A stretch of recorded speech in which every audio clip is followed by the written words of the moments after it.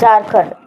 Chakradharpur police સ્ટેશનના શાણવા ચોકના કામે ગુમ થનાર વ્યક્તિઓને શોધી કાઢી તેના પરિવારને સોંપતી ભરૂચ શહેર સી ડિવિઝન પોલીસ મહાનિરીક્ષક શ્રી સંદીપસિંહ, વડોદરા વિભાગ વડોદરા તથા ભરૂચ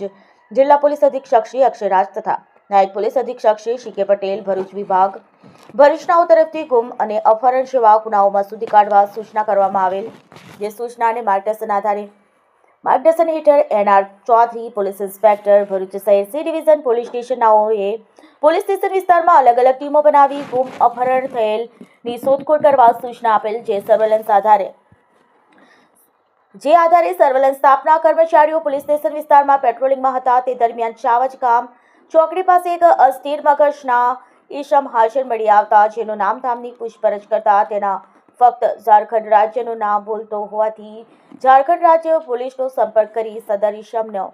ફોટો પાડી વોટ્સઅપ દ્વારા મોકલી આપવામાં આવેલ. ત્યારબાદ સદર ઈસમને બાબતે ઝારખંડ પોલીસ દ્વારા જાણ કરવા મળેલ કે સદર ઈસમનું નામ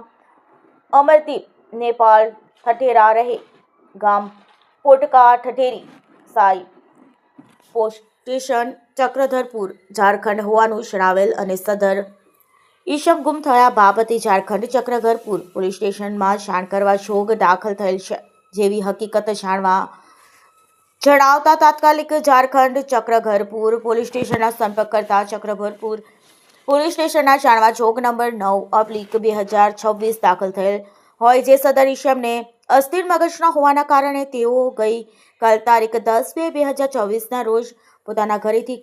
કોઈને કહ્યા વગર ટ્રેનમાં બેસીને ક્યાંક જતા રહેલ હોય જેવી હકીકત